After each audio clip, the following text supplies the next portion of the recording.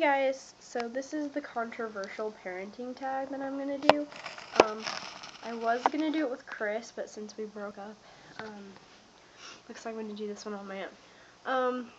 Okay, so basically what I'm going to talk about is my views on things like abortion and baby wearing and stuff like that.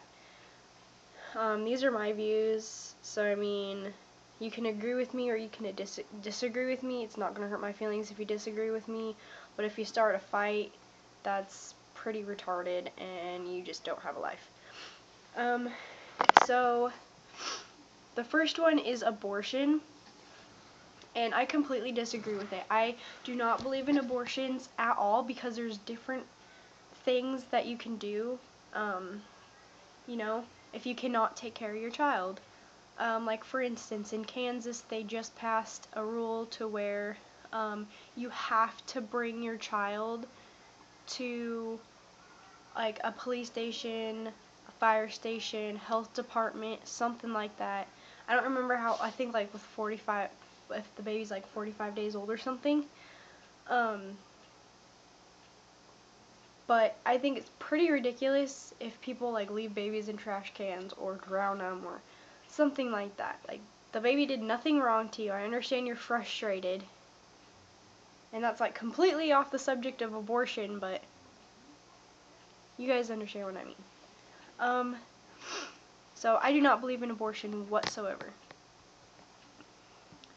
And I don't care what you have to say about that. I do not believe in it. I think it's wrong, and it should be illegal. Breastfeeding. I strongly encourage moms to breastfeed as long as they can. If I had enough milk to supply Emily, and if she latched on to me better, I would still be breastfeeding her, and I'd probably breastfeed her up until she's a year old, or a year and a half, because breast milk is like the best thing for the child. I mean, that yellow stuff in the beginning is like what they really need. So even if you don't plan on breastfeeding, like, please just give them that. Like, even if you pump it into a bottle or something, like, give them that, because that's like something really important that they need. It's like, I don't remember how to pronounce it and what it's called, but it's really important. Give it to them. Third one is co-sleeping, and I am 50-50 on that, because I do it sometimes with Emily, like on special occasions, like if I really want to cuddle with her, or if she's super sick and I want to keep my eye on her, then I will sleep with her, or she'll sleep in bed with me. I also agree that if you have like a one-bedroom apartment, or if you live with your parents and you don't have like a crib or, you know, a bassinet or something, go for it. That's acceptable because you don't have those things, you know. And honestly, like, when Emily was first born, she slept in bed with us, and like, I was so freaked out that I would wake up like almost every like 5 minutes or so, because I was so scared that like she's gonna stop breathing, or I was gonna roll onto her or something. And like, I wouldn't let Chris sleep next to her because he has a tendency to well, like, he wasn't careful at first because, you know, he's never slept with a newborn baby before, so he's not really a careful sleeper. So I was like, ooh, sorry, I was playing with the charger. Anyway, he would, like, I don't know, like, hold her too tight or cover her head, and luckily I would wake up before he did it. Like, I just knew something was gonna happen, and I'd push him away, and I'd take her and I'd roll her over on my other side. But now he's a lot more careful when she does sleep with us.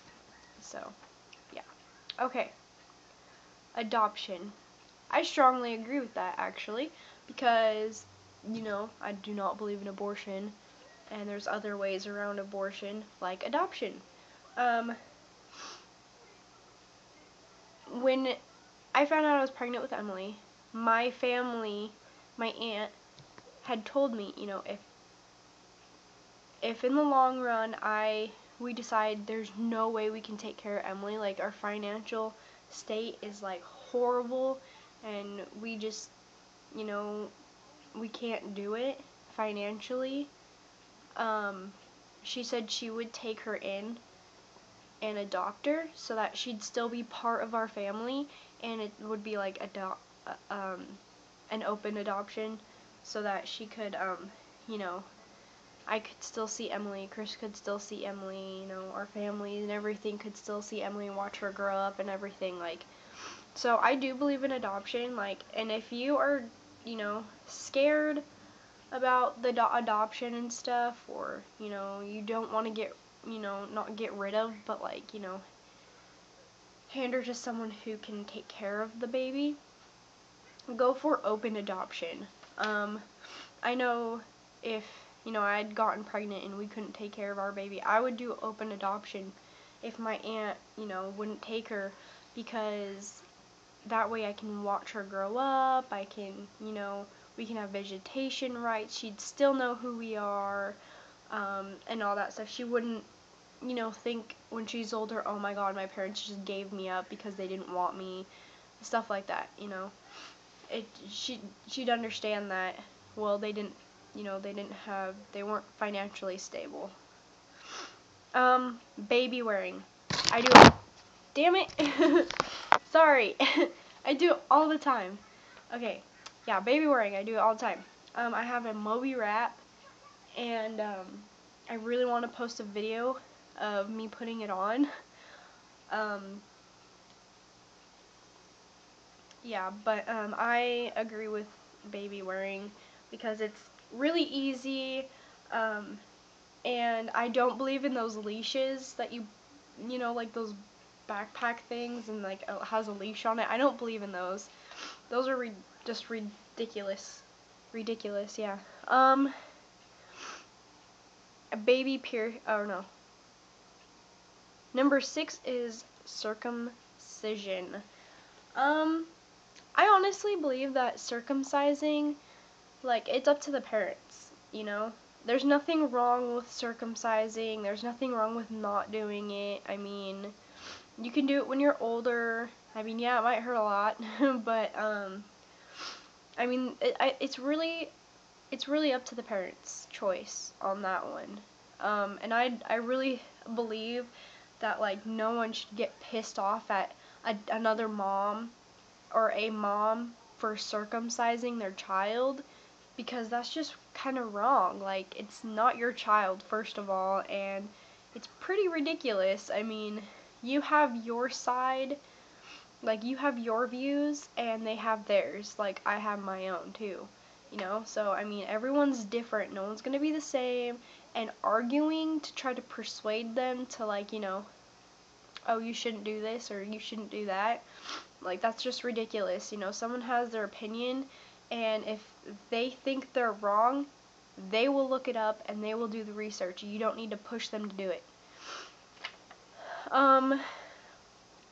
Okay, baby piercing, number 7.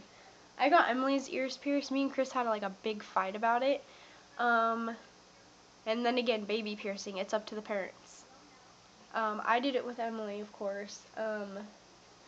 And honestly, my opinion is it's better to get their ears, like the girls' ears pierced at a young age, because that way, because when they get older, they'll stop playing with their ears, and if you get their ears pierced, like, when they're a toddler and stuff, when they're trying to heal and stuff, the baby's gonna try to, like, play with their ear and stuff, and, like, maybe make it infected.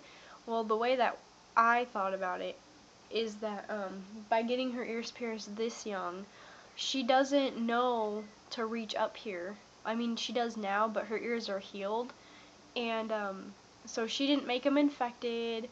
I clean them all the time, and I twist them. At first, she didn't like it, but it doesn't bother her at all, and she doesn't really, no, it doesn't bother her, and it's fine. So, yeah, that's my opinion. Chris Chris's opinion is that he wanted her to make the decision, which I completely agree with him. You know, I understand that. But she can also take out her piercings, you know, her earrings, and there you go.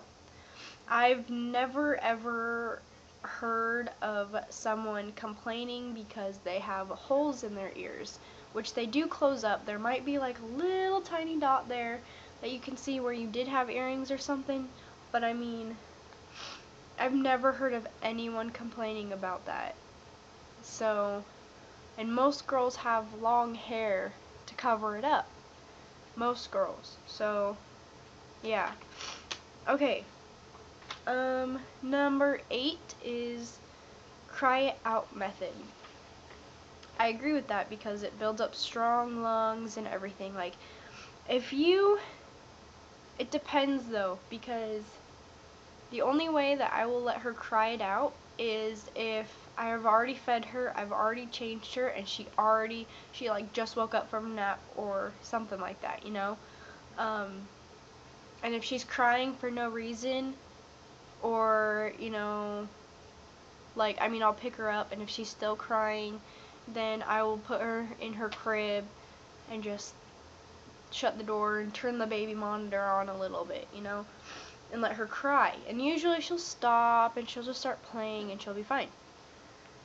So that's what I believe in. But, you know, if your baby is hungry and you know it is, or you're just dumb and, you know, you don't keep track of when your baby eats, when, you know, if the baby needs a diaper change or something, and you say, oh, I'm just gonna let you cry it out, that's crap.